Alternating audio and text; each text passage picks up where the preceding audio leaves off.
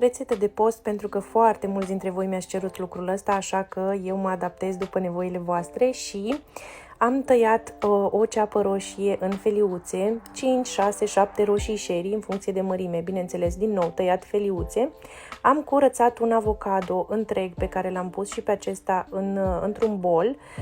Am pus sare, piper, puțină zeamă de lămâie și am pisat totul foarte, foarte bine, atât cât să iasă ca o cremă, așa, ca o pastă, cât de bine am putut. După care am adăugat toate ingredientele la un loc, în bol, și am pus 50 de grame de pastă la fiert. Am adăugat și pasta, bineînțeles, după ce aceasta a fiert foarte bine.